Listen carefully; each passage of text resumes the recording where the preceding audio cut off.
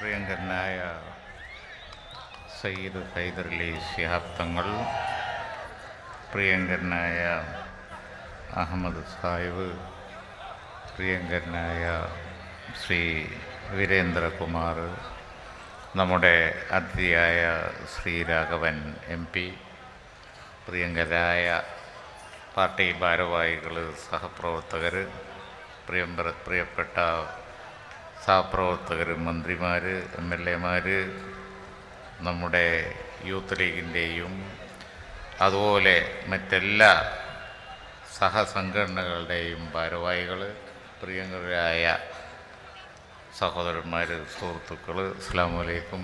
എല്ലാവർക്കും എൻ്റെ വിനീതമായ നമസ്കാരം.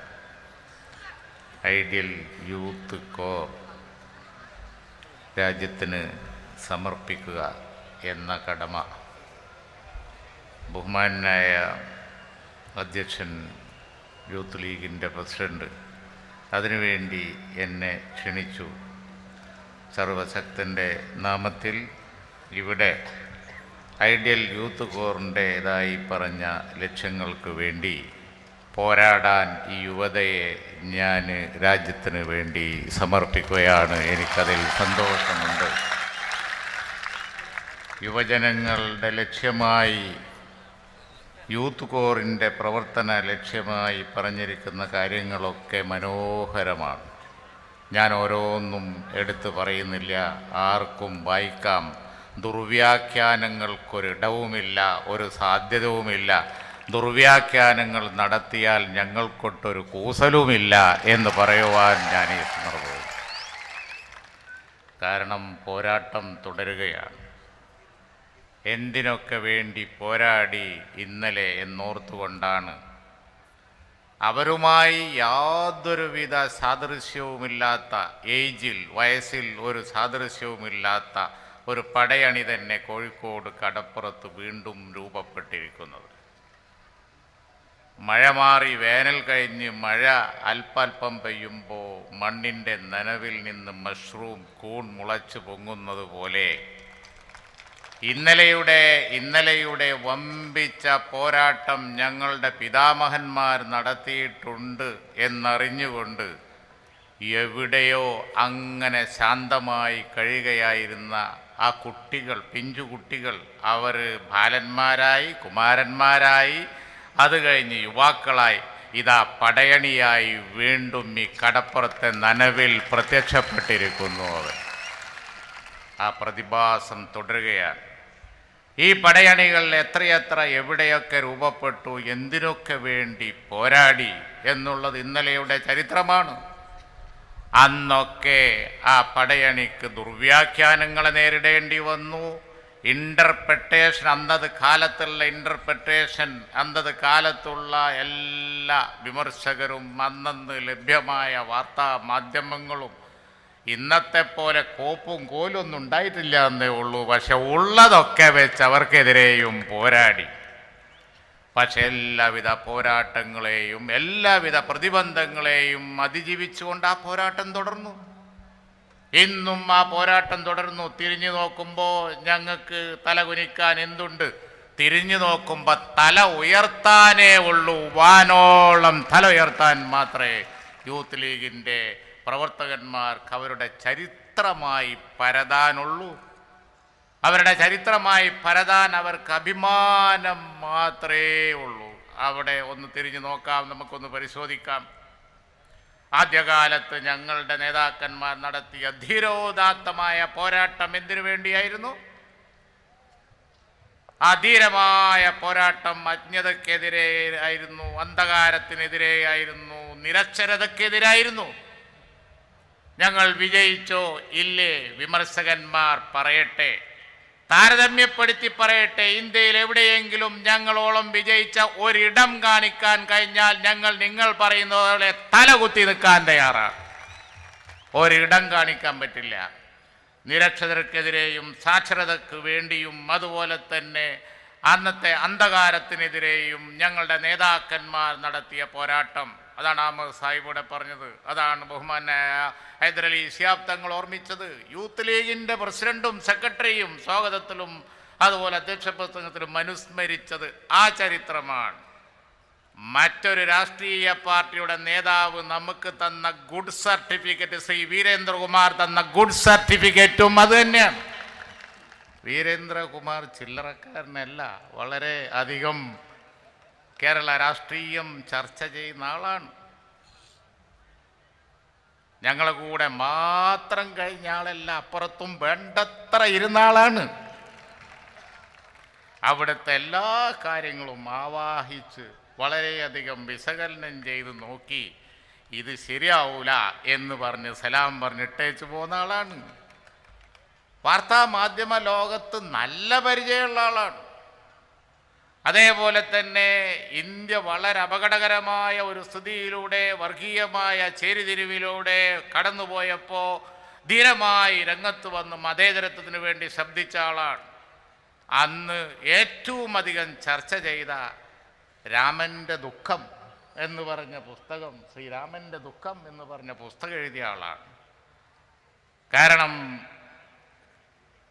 ഏറ്റവും വലിയ നന്മയ്ക്ക് വേണ്ടി പോരാടിയ, സത്യത്തിന് വേണ്ടി പോരാടിയ ശ്രീരാമൻ ഒരു സമയത്ത് ഇന്ത്യയിൽ ആർക്കും മാതൃകയായി നന്മയുടെ പ്രതീകമായ ശ്രീരാമൻ, എല്ലാവരും ബഹുമാനിക്കേണ്ട വ്യക്തി, ചരിത്രം എടുത്ത് പരിശോധിക്കുമ്പോൾ ആ ശ്രീരാമനെ ദുരുപയോഗം ചെയ്യുന്നു എന്ന് വരച്ചു കാണിച്ച്, രാഷ്ട്രീയമായ ദുരുപയോഗം നടക്കുന്നു എന്ന് വരച്ചു കാണിക്കാനും അന്നത്തെ വർഗീയ ചേരിതിരിവിനെ ചെറുക്കാനും ഉള്ള കരുത്ത് കാണിച്ച നേതാവാണ് ശ്രീ MP വീരേന്ദ്രകുമാർ. ആ വീരേന്ദ്രകുമാർ എന്നൊരു സർട്ടിഫിക്കറ്റ് കിട്ടുമ്പോൾ ഞങ്ങൾക്ക് അല്പം സന്തോഷമുണ്ട് ഞങ്ങളുടെ വേദിയിൽ. അതുകൊണ്ടാണ് കുട്ടികൾ കൈയടിച്ചത് എന്ന് പറയുവാൻ ഞാൻ ഈ സന്ദർഭം ഉപയോഗിക്കും. അങ്ങനെയുള്ള ആളുകളൊക്കെ പറഞ്ഞു നമ്മുടെ ചരിത്രത്തെക്കുറിച്ച്. എന്താ ശ്രീ വീരേന്ദ്രകുമാർ പറഞ്ഞത്? മുസ്ലിം ലീഗിനെ കുറിച്ച് മറ്റെന്ത് പറഞ്ഞാലും വർഗീയത പറഞ്ഞാൽ ആരും തന്നെ വിശ്വസിക്കുകയില്ല എന്നാ പറഞ്ഞത്. അത് ചെറിയ വർത്തമാനമല്ല. ഇടയ്ക്കിടയ്ക്ക് കമ്മ്യൂണിസ്റ്റുകാരൊക്കെ ഒന്ന് പറഞ്ഞു നോക്കുന്നുണ്ടെങ്കിലും യേശുന്നില്ല. ഈ വർത്തമാനകാലത്തും പലരും അതിന് ശ്രമിക്കുന്നുണ്ടെങ്കിലും, കുതന്ത്രങ്ങളും ബാക്കി കാര്യങ്ങളും ഒക്കെ ഇങ്ങനെ നടക്കുന്നുണ്ടെങ്കിലും ശരി, ഞാൻ അതിലേക്ക് കടക്കണില്ല. പറഞ്ഞാൽ വാർത്തയാവും, നാളത്തേക്ക് പിന്നെ അത് മതിയാവും. അതുകൊണ്ട് അതിർവരമ്പുകളൊന്നും ലംഘിക്കുന്നില്ല. വരമ്പുകൾ ലംഘിക്കുന്നില്ലെങ്കിലും ഞാൻ പറയുന്നു, അതിനൊന്നും മെനക്കെടണ്ട, നടക്കൂല. അതുകൊണ്ടൊന്നൊരു കാര്യമില്ല. ഇതിലും വലിയ വെള്ളിയാഴ്ച ഉണ്ടായിട്ട് പള്ളിക്ക് പോകാത്ത രഞ്ഞി കൊണ്ടുപോകാൻ പറ്റുമോ എന്ന് മലപ്പുറത്തൊരു ചൊല്ലുണ്ട്, എല്ലായിടത്തും ഉണ്ടാവും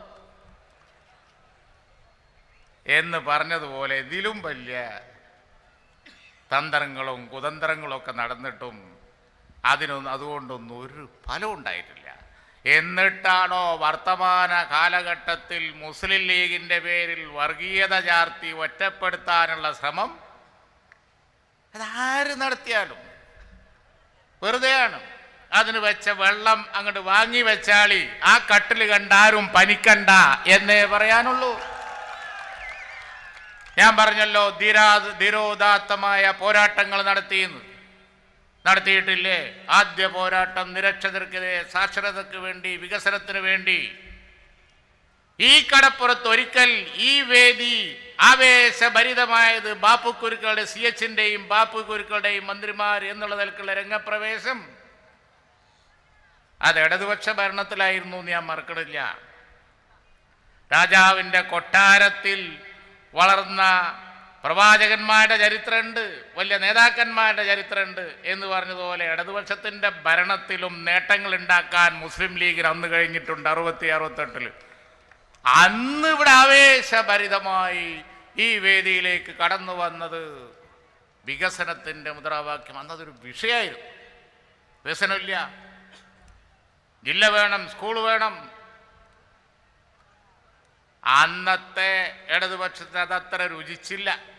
2.5 കൊല്ലം ഏർപ്പാട് പോയുള്ളൂ, പിന്നെ അങ്ങോട്ട് വന്നിട്ടുമില്ല.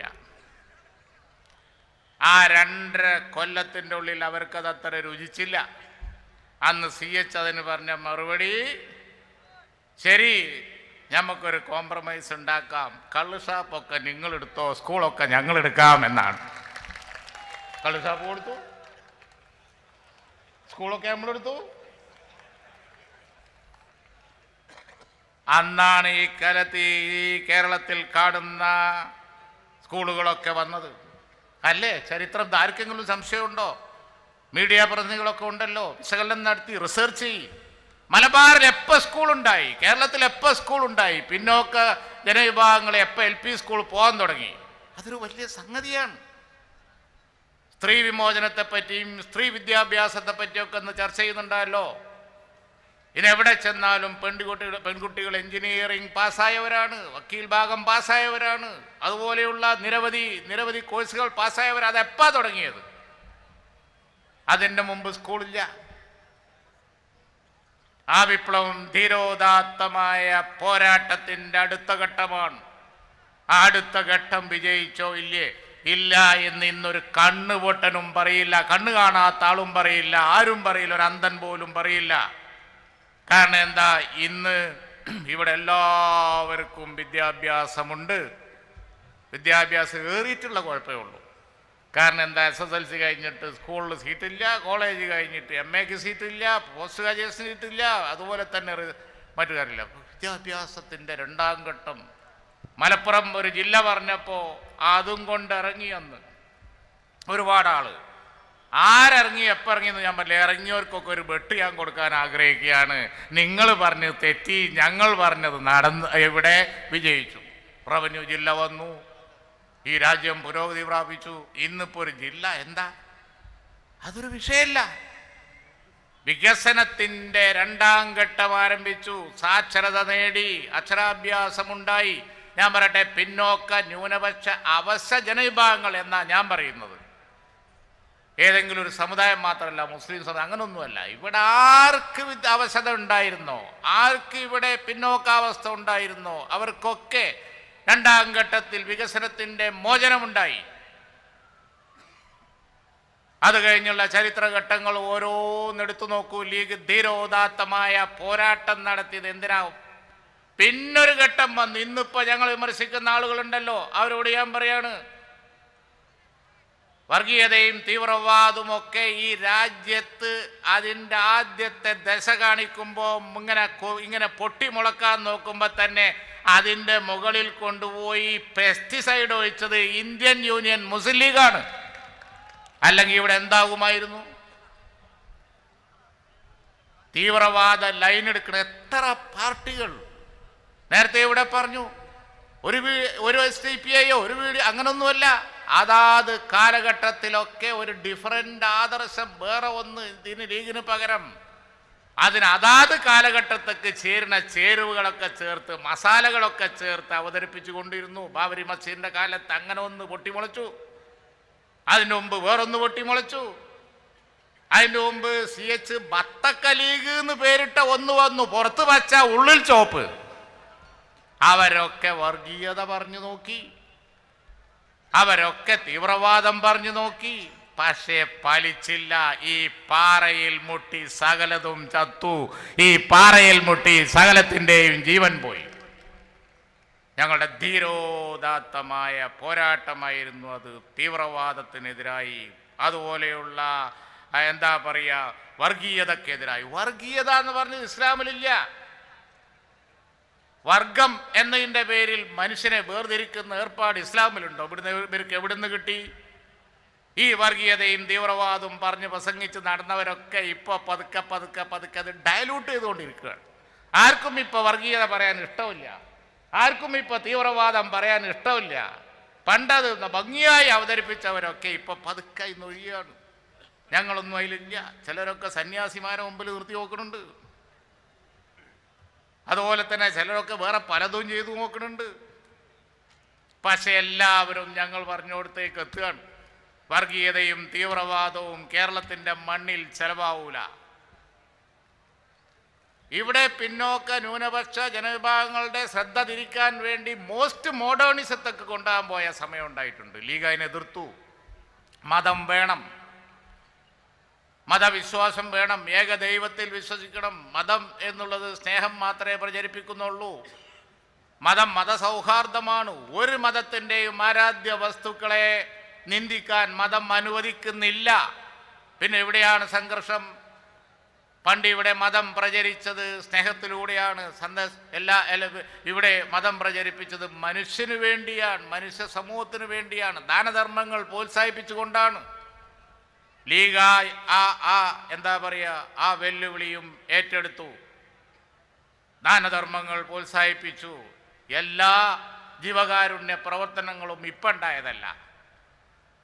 ജീവകാരുണ്യ പ്രവർത്തനങ്ങൾ പണ്ടത്തെ ശൈലിയിൽ നോമ്പൊരു മാസകാലം റിലീഫ് പ്രവർത്തനം മാത്രം എന്ന് ലീഗ് പണ്ടേ പറയുന്നതാണ്. അന്നും എല്ലാ ജാതിമത വ്യത്യാസമൊന്നും ദാനധർമ്മത്തിൽ ഉണ്ടാവാൻ പാടില്ല എന്നുള്ളത് ലീഗ് അന്നും നിഷ്കർഷിച്ചു. ഇവിടെ എനിക്ക് വളരെ സന്തോഷമുണ്ട്. ശ്രീ വീരേന്ദ്രകുമാർ ദാനധർമ്മ ജീവകാരുണ്യ പ്രവർത്തനത്തിൽ ഇന്ത്യൻ യൂണിയൻ മുസ്ലിം ലീഗിനെ മാതൃകയാക്കാൻ പറഞ്ഞുവെങ്കിൽ ഞങ്ങൾ ഏറ്റവും അധികം അതിൽ അഭിമാനം കൊള്ളുന്നു.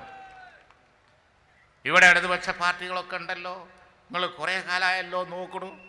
എത്ര കാലം കയ്യിൽ കുത്തിയിട്ട് എന്താ ഇതുപോലെയുള്ള ഒരു കേരളം ഉണ്ടാക്കാൻ ബംഗാളിൽ നിങ്ങൾക്ക് കഴിഞ്ഞോ? ഈ കേരളത്തിൽ ഇന്ന് 25 ലക്ഷം അന്യസംസ്ഥാന തൊഴിലാളികളുണ്ട്. ഞങ്ങൾ കണക്കെടുത്തു. അവർക്ക് വേണ്ടി പല വെൽഫെയർ മെഷേഴ്സും ഗവൺമെൻറ് കൊണ്ടുവരാൻ പോവുകയാണ്. അത് ഏറ്റവും വലിയൊരു ജീവകാരുണ്യ പ്രവർത്തനമായിട്ട് ഞങ്ങൾ കാണുകയാണ്. കിട്ടുന്നത് വെച്ച് കഴിച്ച്, കിട്ടുന്ന കടത്തെണ്ണയിൽ ഉറങ്ങി, പണിയെടുക്കുന്ന പറമ്പത്ത് അവർ വല്ലതും വെച്ച് കെട്ടി അതിനകത്ത് കഴിഞ്ഞ്, അതിനകത്ത് ഹിന്ദു ഉണ്ട്, മുസ്ലിമും ഉണ്ട്, ക്രിസ്ത്യാനിയുണ്ട്. നമ്മൾ അറിയുന്നുണ്ടോ വല്ലതും? അവരുടെ ഇടയിൽ സംഘർഷമില്ല. വല്ലതുമൊക്കെ ഉണ്ടാക്കി അതും കൊണ്ട് അങ്ങോട്ട് പോവുകയാണ്. ഒരു കൂര വെച്ച് കെട്ടാൻ, കുട്ടികളെ എവിടെയെങ്കിലും ഒന്ന് സ്കൂളിലയക്കാൻ വലിയ സ്വപ്നമാണ്. ഞാൻ പലരോടും സംസാരിച്ചിട്ടുണ്ട്. ഈ അന്യസംസ്ഥാന തൊഴിലാളികളിൽ അവർ പണം ഉണ്ടാക്കിയിട്ട് എന്ത് ചെയ്യുന്നു? എനിക്ക് നേരിട്ട് ആക്സസ് ഉള്ള ഇത്തരത്തിലുള്ള അന്യസംസ്ഥാന തൊഴിലാളികൾ സ്ഥിരമായി ഞാൻ സംസാരിക്കാറുണ്ട്. അല്പം പണം സേവ് ചെയ്തൊരു കൊണ്ടുപോയി കുട്ടിയെ ഒരു നല്ല സ്കൂളിലയക്കുക എന്നുള്ളത് ഒരു 25 കൊല്ലം നമ്മുടെയൊക്കെ സ്ഥിതി അതാണ്. അവിടെയാണ് ഇന്ന് അവർ നിൽക്കുന്നത്. കമ്മ്യൂണിസ്റ്റുകാർക്ക് ലജ്ജയില്ലേ? ഇടതുപക്ഷക്കാർക്ക് ലജ്ജയില്ലേ? എത്ര കാലം നിങ്ങൾ അവിടെ ഭരിച്ചു? ഈ ഒരു സ്ഥിതിയിലേക്ക് വർത്തമാനമൊക്കെ ആർക്കും നന്നാക്കി പറയാം, വർത്തമാനം എങ്ങനെയും പറയാം. പക്ഷേ പ്രവർത്തനത്തിലൂടെ കാണിച്ചു കൊടുക്കാൻ പറ്റിയോ? അതാണ് മുസ്ലിം ലീഗ് ഉൾപ്പെട്ട ഞങ്ങൾ മാത്രമെന്ന് ഞാൻ പറയുന്നില്ല. ധീരോദാത്തമായ പോരാട്ടത്തിലൂടെ ആരെങ്കിലും മാതൃക സൃഷ്ടിച്ചാൽ അതിനെ അപ്രീഷിയേറ്റ് ചെയ്യുക നിങ്ങൾ വേണ്ടത്. ജീവകാരുണ്യ പ്രവർത്തനത്തിൽ ഞങ്ങൾ പഠിപ്പിച്ചു തരാം. ഒരു ദിവസത്തെ ക്ലാസ് എടുക്കാൻ വേണമെങ്കിൽ സാദിഖ് അലി ശിഹാബ് തങ്ങളുടെ അടുത്തേക്ക് പോയിക്കോ, നല്ല വീടുണ്ടാക്കണം എങ്ങനെയാണ് എന്നുള്ളത് മലപ്പുറം ജില്ലയിൽ സാദിഖ് അലി ശിഹാബ് തങ്ങളുടെ നേതൃത്വത്തിൽ നടക്കുന്ന ബൈത്തുർ റഹ്മ അത് പഠിപ്പിച്ചു തരും. അല്ലെങ്കിൽ കോഴിക്കോട്ടേക്ക് വന്ന് നോക്കി കുടിവെള്ളത്തിനെ പറ്റി നിങ്ങൾ പ്രസംഗിച്ചിട്ടല്ലേ ഉള്ളൂ. ഞങ്ങൾ പ്രാവർത്തിക സന്നദ്ധ പ്രവർത്തനത്തിലൂടെ കുടിവെള്ളം എങ്ങനെ കൊടുക്കാം എന്ന് പ്രാവർത്തികമാക്കിയ പാർട്ടിയാണ് ഇന്ത്യൻ യൂണിയൻ മുസ്ലിം ലീഗ്. ഇവിടെ പല പോരായ്മകളുണ്ട്. ഗവൺമെൻറ് മാത്രം ഇറങ്ങിയാൽ എല്ലാം നടക്കുമോ? ഒരു ഗവൺമെൻറ്റിനെ കൊണ്ട് മാത്രം എല്ലാം ചെയ്യാൻ പറ്റുമോ? എല്ലാത്തിനും സന്നദ്ധ പ്രവർത്തനം വേണം. അതാണ് ഐഡിയൽ കോറിൻ്റെ ലക്ഷ്യമായി പറഞ്ഞ ഒന്ന്. എല്ലാത്തിലും സന്നദ്ധ പ്രവർത്തനം വേണം. കുടിവെള്ളത്തിൽ വേണം. വലിയ വരൾച്ചയാണ് വരാൻ പോകുന്നത്. കാലാവസ്ഥ വ്യതിയാനം ഉണ്ടായിരിക്കുന്നു. അതിൻ്റെ ഭീകരസത്വം കേരളത്തിലും എത്തിയിരിക്കുന്നു എന്നാണ് പറയുന്നത്. യുവാക്കൾ ബോധവാന്മാരാവണം. കാലാവസ്ഥ വ്യതിയാനം ഉണ്ടായിരിക്കുന്നു. ആ മാപ്പിൽ കേരളവും വന്നിരിക്കുന്നു എന്നാണ് പറയുന്നത്. ദൈവത്തിന് കഴിയും, അത് വേറെ കാര്യം. അല്ല, സാധാരണഗതിയിൽ ഇപ്പോൾ വ്യതിയാനമൊക്കെ നിരീക്ഷിക്കണ ശാസ്ത്രജ്ഞന്മാർ പറയുന്നത് ഇതേവരെ ഉണ്ടായതിനേക്കാളും വലിയ വരൾച്ചകൾ അടിക്കടി വന്നുകൊണ്ടിരിക്കും. ഗവൺമെൻറ് അതിന് ഗീറപ്പ് ചെയ്യുന്നുണ്ട്. ഞാൻ ഇന്നും കഴിഞ്ഞ ഒരാഴ്ചയും ഈ വരൾച്ചയെ സംബന്ധിക്കുന്ന കാര്യങ്ങൾ വിശദമായി പഠിക്കുകയുണ്ട്. ഞാൻ ഇടയ്ക്കിടയ്ക്ക് അതിപ്പോൾ കാര്യമായി നോക്കുന്നുണ്ട്. മാത്രമല്ല, എൻ്റെ മണ്ഡലം കേന്ദ്രീകരിച്ചുകൊണ്ട് ജനസമ്പർക്ക പരിപാടിയിൽ കുടിവെള്ളം ഇതുപോലുള്ള പ്രശ്നങ്ങളെ സംബന്ധിച്ച് വളരെ ഡീപ്പായിട്ട് ഞാൻ അനലൈസ് ചെയ്യുകയുണ്ടായി. ഇന്ന് മലപ്പുറം കലക്ടറേറ്റിൽ ജില്ലാ ഉദ്യോഗസ്ഥന്മാരെ മുഴുവൻ വിളിച്ചു ചേർത്തുകൊണ്ട് ചർച്ച ചെയ്യുകയുണ്ടായി. കാരണം എന്താ, ഏപ്രിൽ മെയ് മാസങ്ങളിൽ വലിയ വരൾച്ച വരാം. ഞാൻ പറഞ്ഞു വന്നത്, അതിനെ ഇത്തരത്തിലുള്ള നിരവധി പ്രശ്നങ്ങൾ നേരിടാൻ സന്നദ്ധ പ്രവർത്തനങ്ങൾ വേണം.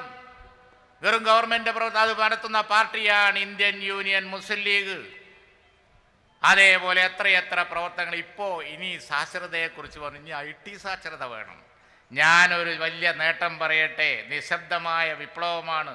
മുസ്ലിം ലീഗ് തന്നെയാണ് അതിന് നേതൃത്വം കൊടുത്തത്. അക്ഷയും ബാക്കിയുള്ളതൊക്കെ കൊണ്ടുവന്ന് 91, 96 ഭരണകാലത്ത് നമ്മുടെ ടെക്നോ പാർക്കൊക്കെ ഉണ്ടായി. പിന്നെ 2001 വന്നപ്പോൾ ഡിജിറ്റൽ ഡിവൈഡ് IT സാക്ഷരതയ്ക്ക് വേണ്ടി മുസ്ലിം ലീഗ് നമ്മൾ തന്നെ വിഭാവനം ചെയ്ത്. അന്നത് പലർക്കും മനസ്സിലായിട്ടില്ല.